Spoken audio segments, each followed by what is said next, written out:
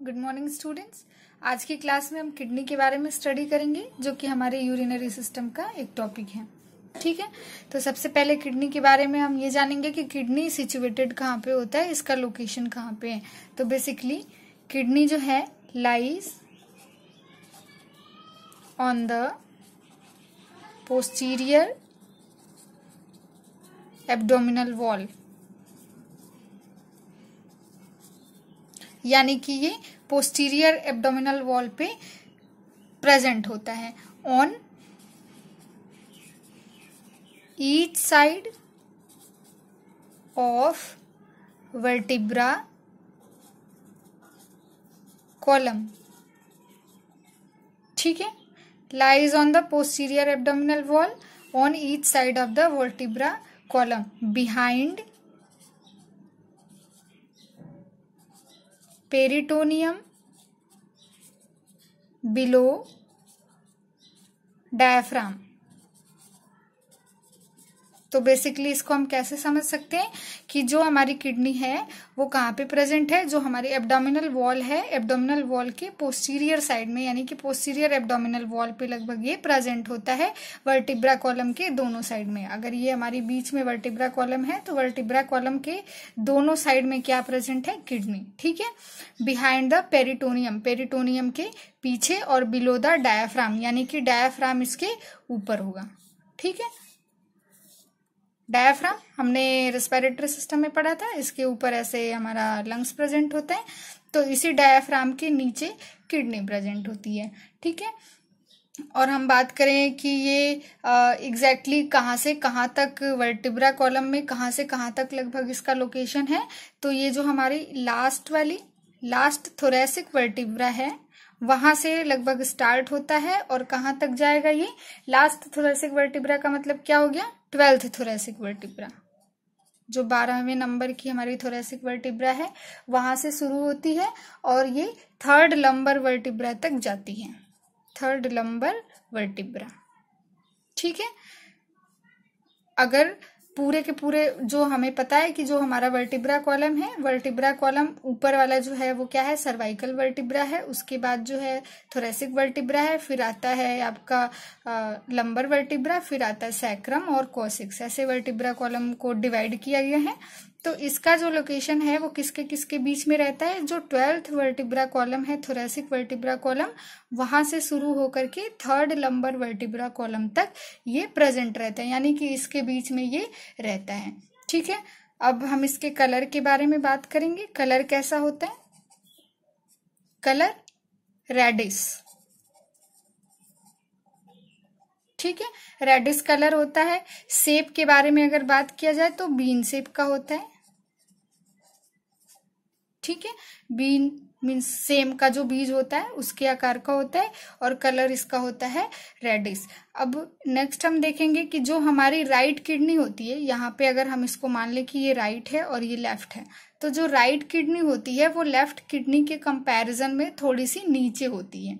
ठीक है, थोड़ा सा नीचे होता है। इस नीचे बेसिकली क्यों होता है, क्योंकि इधर राइट साइड में जो है लीवर प्रेजेंट होता है, तो वो लीवर के प्रेजेंट होने की वजह से जो राइट साइड की किडनी होती है वो थोड़ी सी लेफ्ट साइड के कंपैरिजन में नीचे प्रेजेंट होती है। अब हम लेंथ के बारे में अगर बात करें कि किडनी की लेंथ कितनी होती है, तो अगर हम एक एवरेज निकालें तो लगभग 10 से 12 सेंटीमीटर इसकी लंबाई होती है, यानी कि लेंथ। नेक्स्ट है वाइड कितना होता है, यानी कि चौड़ाई कितनी होती है, 5 to 7 सेंटीमीटर, यानी जो लंबाई है 10 से 12 सेंटीमीटर, इसकी जो चौड़ाई है वो है 5 से 7 सेंटीमीटर। ठीक है, थिकनेस होती है इसकी 3 सेंटीमीटर। ठीक है, और नेक्स्ट क्या है, वेट। ये इंपॉर्टेंट चीजें इसके अंदर, वेट है इसका 135 to 150 ग्राम ईच किडनी, है ना। ऐसा नहीं कि दोनों किडनी का मिला करके, यानी कि अलग अलग जो हमारी किडनी है, ये एक और ये एक, तो एक किडनी का जो वेट होगा वो लगभग 135 से लेकर के 150 ग्राम होता है। ठीक है, 135 से 150 ग्राम। ठीक है, यानी कि हमने क्या देखा कि इसकी जो लेंथ है वो 10 to 12 सेंटीमीटर है, जो वाइड कितनी है 5 to 7 सेंटीमीटर, थिकनेस है 3 सेंटीमीटर और वेट है 135 to 150 ग्राम। ठीक है, अब हम किडनी के इंटरनल स्ट्रक्चर के बारे में बात करेंगे, यानी कि बेसिक जो, ये तो था कि किडनी के बारे में जो बेसिक चीजें हैं कि किडनी की लंबाई चौड़ाई और बाकी की चीजें, उसका लोकेशन, उसका कलर और उसका शेप कैसा होता है। अभी हम किडनी के स्ट्रक्चर के बारे में देखेंगे कि बेसिकली इसका स्ट्रक्चर हमें कैसा दिखाई देता है। तो इसको हम नेक्स्ट पेज पे समझ सकते हैं। ठीक है, अब अगर हम एक किडनी का डायग्राम ड्रॉ करें,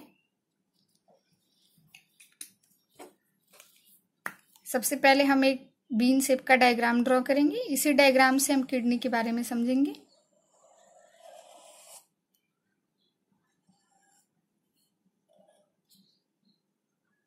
ये क्या है, किडनी का बीन शेप का जो डायग्राम है वो प्रेजेंट है। ठीक है, तो सबसे पहले जो हमारी किडनी होती है, किडनी के ऊपर एक फाइब्रस कैप्सूल होता है। ये हमने बना दिया दूसरे कलर के पेन से, फाइब्रस कैप्सूल। ये जो अलग कलर का हमने बनाया ये क्या है, बेसिकली फाइब्रस कैप्सूल। ठीक है, ये फाइब्रस कैप्सूल बेसिकली करता क्या है, ये बेसिकली किडनी का जो है आउटर लेयर है, इसके बारे में हम यहाँ पे लिख सकते हैं, ये आउटर लेयर है। और ये क्या करती है, किडनी के शेप को मेंटेन करने में हेल्प करती है। यानी कि जो हम किडनी का शेप बताते हैं कि बीन शेप की होती है, तो वो बीन शेप मेंटेन करने में यही फाइब्रस कैप्सूल जो है वो हेल्प करती है। ठीक है, अब यहाँ पे हम बेसिकली किडनी का जो है टोटल अगर स्ट्रक्चर ड्रॉ कर लेते हैं तो हमें ये समझना आसान रहेगा।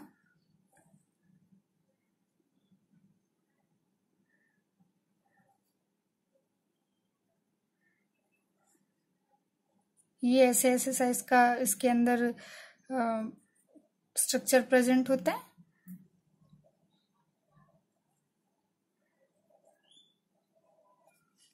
ठीक है, ये ऐसे सा स्ट्रक्चर प्रेजेंट होता है और बेसिकली ये जो है ये यहाँ से आकर के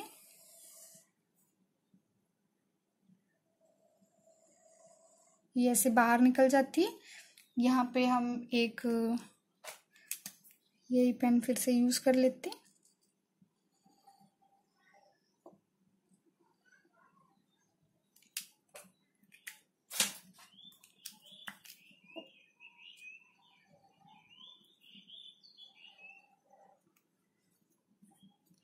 ये ऐसे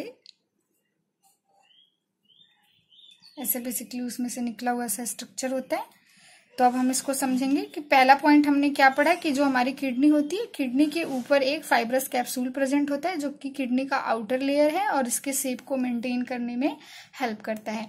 दूसरा पॉइंट इसमें ये है कि जो किडनी है, किडनी को 2 रीजन के अंदर डिवाइड किया जाता है।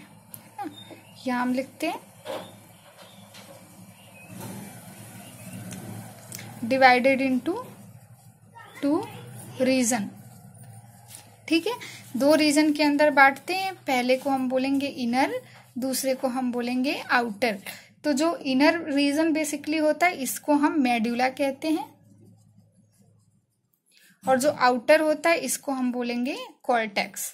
ठीक है, कॉर्टेक्स एंड मेडुला। तो बेसिकली अगर हम इस डायग्राम में देखें तो कॉर्टेक्स जो है आपका जस्ट ये जो कैप्सूल वाला एरिया है, कैप्सूल वाले एरिया के जस्ट नीचे प्रेजेंट होता है आपका कॉर्टेक्स। ठीक है, और मेडुला जो है वो अंदर के साइड में प्रेजेंट होता है।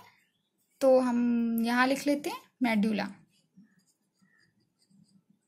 ठीक है, मेडुला क्या है, अंदर के साइड में प्रेजेंट है और जो कॉर्टेक्स है वो बाहर के साइड में प्रेजेंट होता है। अब बेसिकली हम अगर कॉर्टेक्स के बारे में बात करें तो इसका जो कलर होता है वो रेडिश ब्राउन होता है। ठीक है, रेडिश ब्राउन, यानी कि रेड और ब्राउन का मिक्स होता है।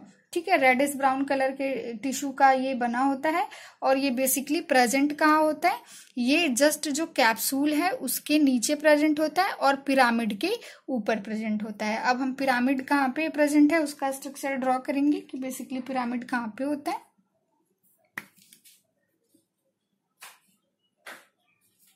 ये यहाँ पे ऐसे ऐसे सा स्ट्रक्चर होता है।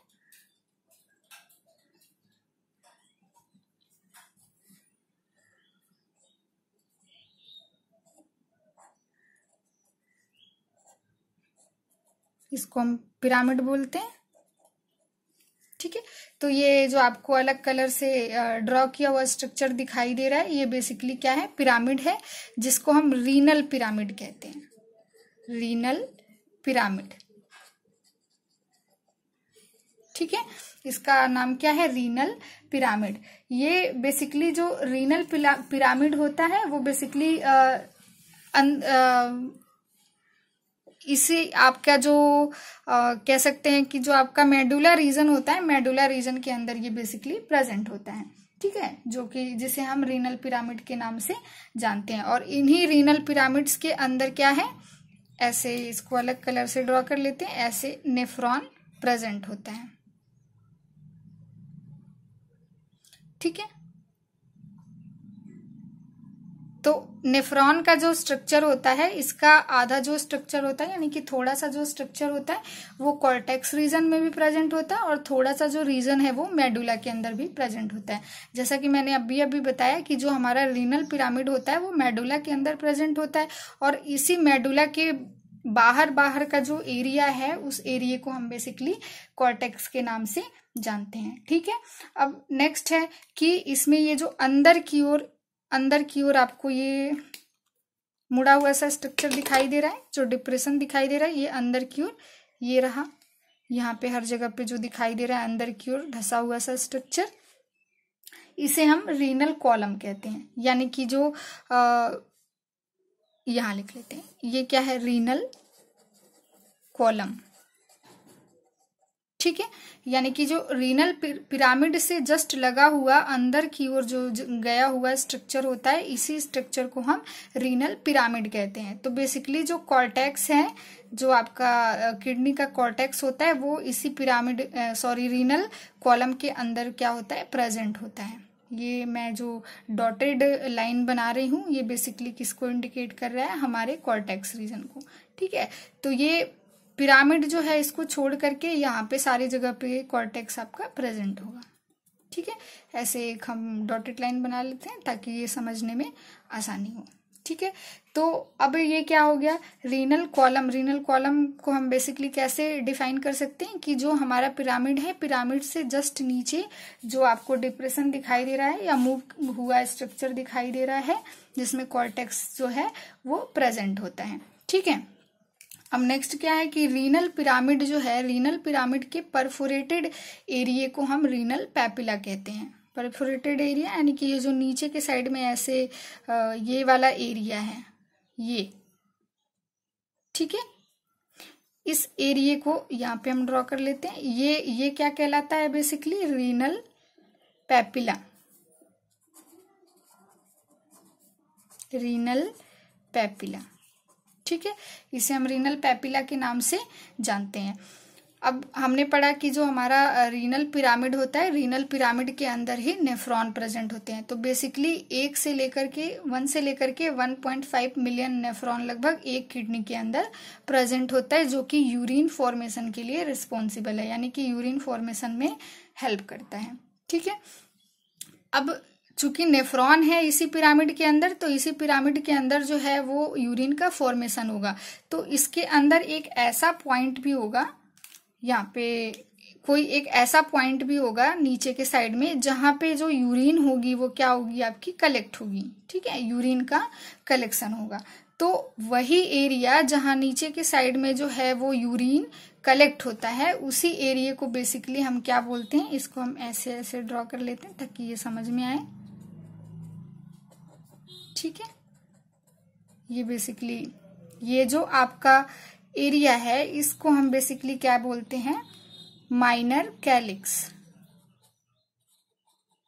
माइनर कैलिक्स, ठीक है, यानी कि जो हमारी रीनल पिरामिड है, रीनल पिरामिड के नीचे जो परफोरेटेड एरिया है उसको तो हमने रीनल पैपिला कहा, और इसी पिरामिड के नीचे जहां पे यूरिन कलेक्ट होता है उसी एरिया को हम माइनर कैलिक्स कहते हैं। ठीक है, अब जहां पे माइनर कैलिक्स आकर के एक साथ में मर्ज होते हैं, यानी कि इसके माइनर कैलिक्स, इसके माइनर कैलिक्स, इसके माइनर कैलिक्स, ये वाला माइनर कैलिक्स, यहाँ का माइनर कैलिक्स, ये सारे माइनर कैलिक्स एक ऐसी जगह होगी जहां पे आकर के क्या होते होंगे, मर्ज होते होंगे। मर्ज होने का मतलब इकट्ठा होते होंगे या एक दूसरे से मिलते होंगे। तो उस एरिया को हम बेसिकली क्या बोलते हैं, मेजर कैलिक्स। वो क्या कहलाएगा, मेजर कैलिक्स। ठीक है, जहां पे यूरिन सबसे पहले जो है वो इकट्ठा हो रहा था वो क्या कहलाया, माइनर कैलिक्स। और जहां पे कई सारे माइनर कैलिक्स एक साथ में मर्ज होते हैं उसको हम क्या बोलेंगे, मेजर कैलिक्स। अब 2 से 3 लगभग जो मेजर कैलिक्स हैं वो मिल करके यहाँ पे सेंटर में, इसको हम अलग कलर से ड्रॉ कर लेते हैं, यहाँ पे सेंटर में एक एरिया है जहाँ पे ये 2 से 3 लगभग जो है वो मेजर कैलिक्स आकर के मिलते हैं, जिसको हम बेसिकली रीनल पेल्विस के नाम से जानते हैं। ये क्या है, रीनल पेल्विस।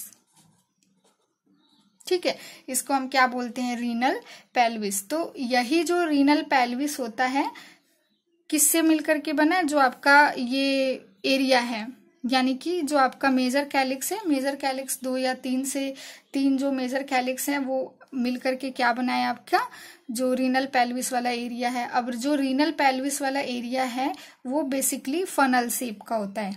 यहीं पे हम लिख लेते हैं रीनल पेल्विस। ठीक है, कौन से शेप का होता है, फनल,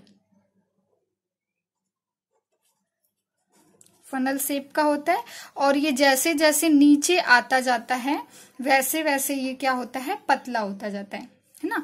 ये जो आपका स्ट्रक्चर है, यहाँ पे इसका नाम लिख देती हूँ, ये क्या है, यूरेटर, किडनी से निकला हुआ है, ये क्या है, यूरेटर। तो ये बेसिकली जो ये आपका बीच वाला एरिया दिखाई दे रहा है, इसी बीच वाले एरिया में क्या प्रेजेंट है, आपका जो है रीनल पेल्विस प्रेजेंट है, जिसका जो शेप होता है वो कैसा होता है, फनल के जैसा। और वो जैसे जैसे नीचे आती जाती है वैसे वैसे पतली होती जाती है, जैसा कि आप इस डायग्राम में देख सकते हैं कि ऊपर ये क्या है, मोटी है, लेकिन जैसे जैसे नीचे आ रही है वैसे वैसे ये क्या हो रही है, पतली होती जा रही है। ठीक है, अब इसके बाद क्या है कि अब हम देख रहे हैं कि ये किडनी का जो स्ट्रक्चर था, किडनी के स्ट्रक्चर में एक ऐसा स्पेस है या ऐसी जगह है जहां से ये यूरेटर क्या है, अंदर के साइड में एंटर किया है।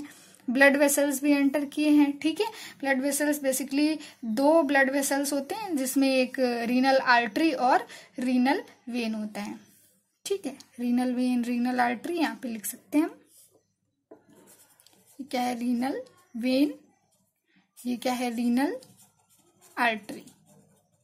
ठीक है, तो रीनल वेन और रीनल आर्टरी ये दोनों, और जो आपका यूरेटर है, ये तीनों जो स्ट्रक्चर है, ये जिस एरिया से होकर के इसके अंदर जा रहे हैं, किडनी के अंदर जाते हैं, उस एरिया को हम बेसिकली क्या बोलते हैं, हाइलम। तो बेसिकली यहां से यहां तक का जो एरिया है, इस एरिया को हमने क्या कहा, हाइलम। ठीक है, हाइलम बेसिकली क्या कहलाया, वह एरिया, वो खाली स्पेस जहां से होकर के जो ब्लड वेसल्स है, यानी कि रीनल वेन और रीनल आर्टरी और यूरेटर, ये किडनी के अंदर एंटर कर रहा है, उसी एरिया को हम बेसिकली क्या बोलते हैं, हाइलम। ठीक है, अब यहाँ पे एक और चीज जानने वाली है कि जो रीनल कैलिक्स, जो कैलिक्स है, रीनल पेल्विस है, कैलिक्स आपको दिखाई दे रहा है जैसे मेजर कैलिक्स, माइनर कैलिक्स। ठीक है, माइनर कैलिक्स यहाँ पे प्रेजेंट है, और ये जहां पर आकर के मर्ज हो रहा है वहां पे क्या प्रेजेंट है, मेजर कैलिक्स। ठीक है, तो ये माइनर कैलिक्स, मेजर कैलिक्स और जो आपका रीनल पेल्विस है, ये रीनल पेल्विस, ये तीनों के तीनों ट्रांजिशनल इपिथीलियम से घिरे होते हैं। ठीक है, किससे घिरे होते हैं, ट्रांजिशनल इपिथीलियम, ट्रांजिशनल इपिथीलियम। इसके अलावा जो है इसमें स्मूथ मसल्स भी प्रेजेंट होते हैं, स्मूथ मसल्स। ठीक है, यानी कि जो ये सारे एरिया है, जो आपका कैलिक्स है, चाहे वो माइनर हुआ चाहे वो मेजर हुआ, और रीनल पेल्विस है, ये ट्रांजिशनल एपिथेलियम से घिरे होते हैं और इनमें स्मूथ मसल्स भी पाए जाते हैं। इन्हीं स्मूथ मसल्स में बेसिकली क्या होता है, इंट्रिंसिक कॉन्ट्रैक्शन, इंट्रिंसिक कॉन्ट्रैक्शन। ठीक है, इंट्रिंसिक कॉन्ट्रैक्शन, और इन्हीं इंट्रिंसिक कॉन्ट्रैक्शन की वजह से ही जो है वो यूरिन क्या होता है, एक्सपेल होता है। ठीक है, यानी कि यूरिन जो है हमने कहा कि नेफ्रॉन के अंदर बन रहा था और नेफ्रॉन के बाद से नेफ्रॉन में जो है कलेक्टिंग डक्ट होता है वहां पे जो है वो कलेक्ट हो जा रहा था। यानी कि अब जहां पे जिस एरिया में कलेक्ट हो रहा था वहां के एरिया को हमने माइनर कैलिक्स बोला। माइनर कैलिक्स जहां पे आके जुड़ गया वो मेजर कैलिक्स कहलाया। लेकिन यूरिन माइनर कैलिक्स से मेजर कैलिक्स और मेजर कैलिक्स से रीनल पेल्विस, फिर रीनल पेल्विस से यूरेटर और ब्लैडर में कैसे जाता है, तो उसका जाने के पीछे रीजन यही है कि जो ट्रांजिशनल इपिथेलियम इनके अंदर, इनके स्ट्रक्चर के अंदर पाया जाता है और स्मूथ मसल्स भी पाए जाते हैं।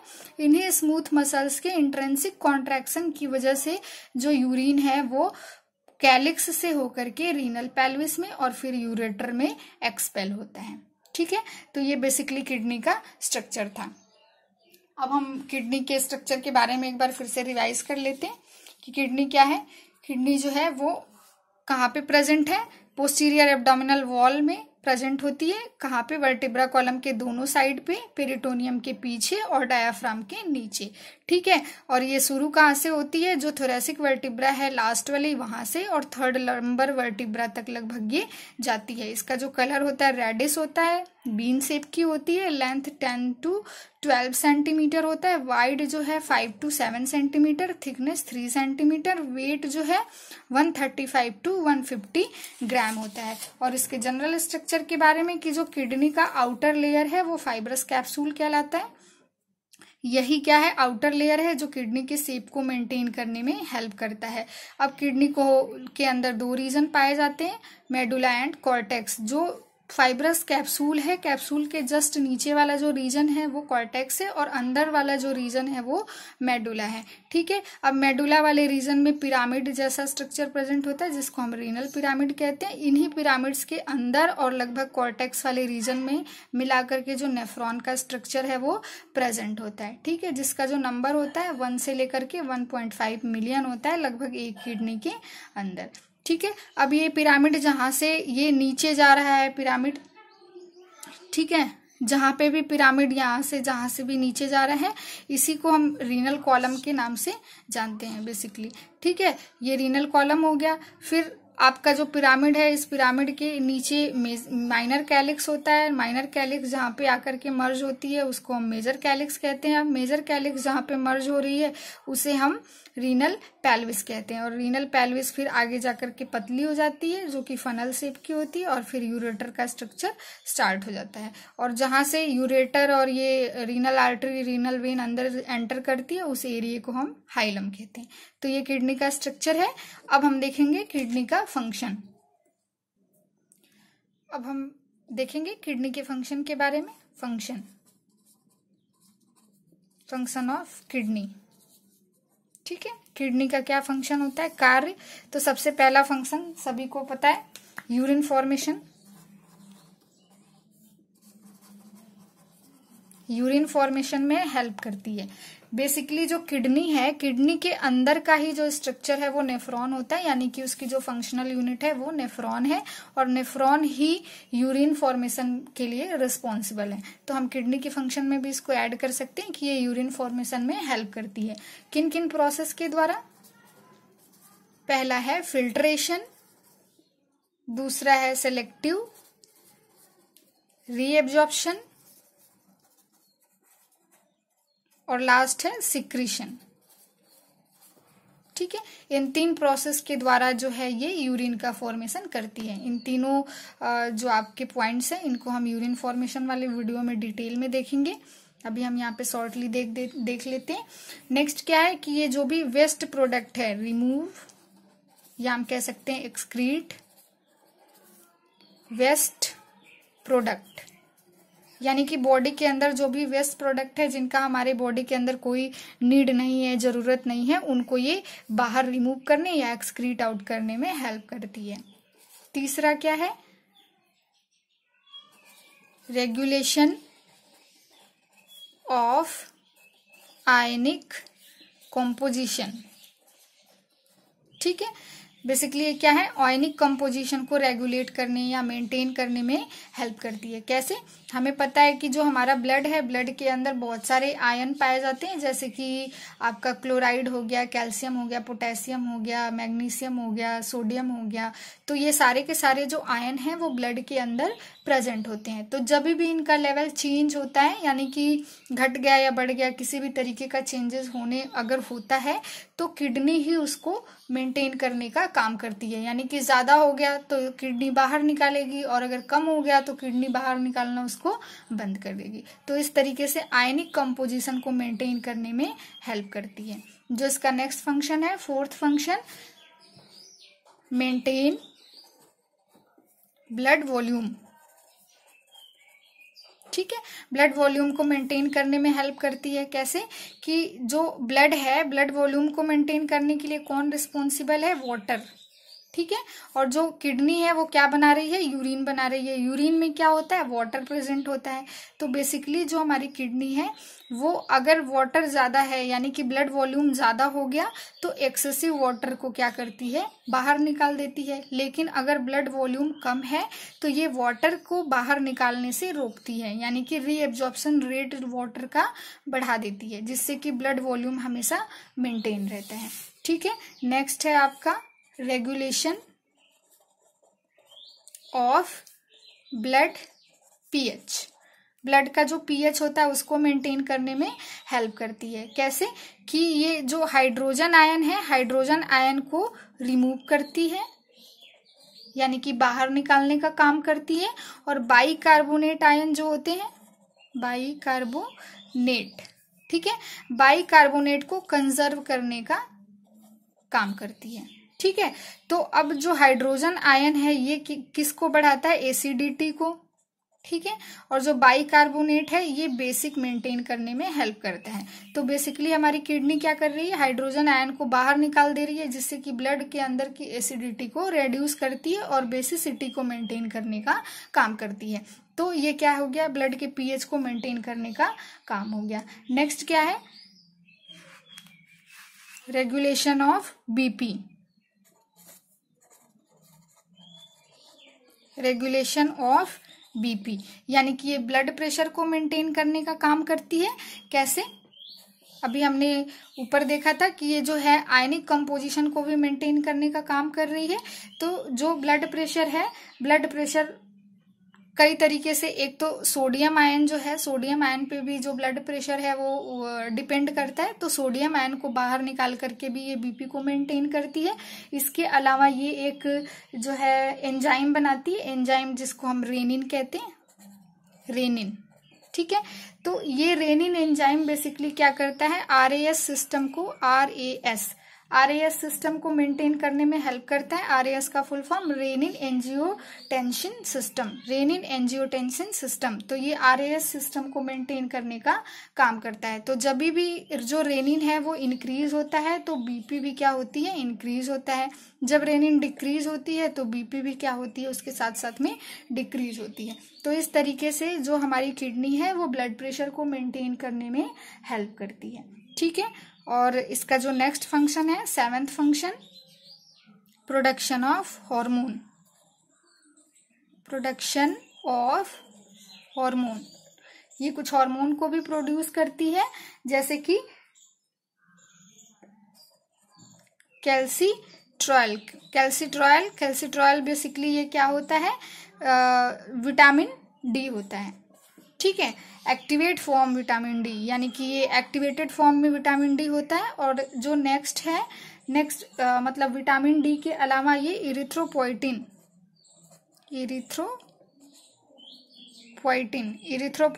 को प्रोड्यूस करती है, जो बेसिकली क्या करता है, आरबीसी प्रोडक्शन को स्टिमुलेट करता है। ठीक है, जो इरिथ्रोपोइटिन है वो आरबीसी रेड ब्लड सेल्स के प्रोडक्शन को स्टिमुलेट करता है। और कैल्सिट्रॉल बेसिकली क्या करती है, विटामिन डी को मेंटेन करती है। विटामिन डी को मेंटेन करना हम इसको नहीं कहेंगे, ये बेसिकली क्या है, विटामिन डी ही है, एक्टिवेट फॉर्म में विटामिन डी। ठीक है, और जो लास्ट फंक्शन है इसका वो है regulation of blood glucose level.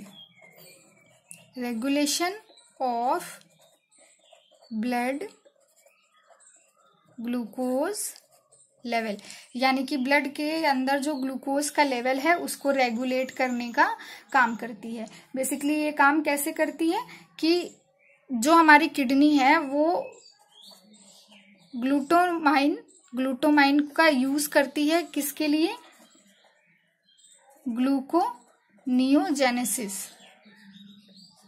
Gluconeogenesis का मतलब क्या हो गया? ग्लूकोज के सिंथेसिस के लिए।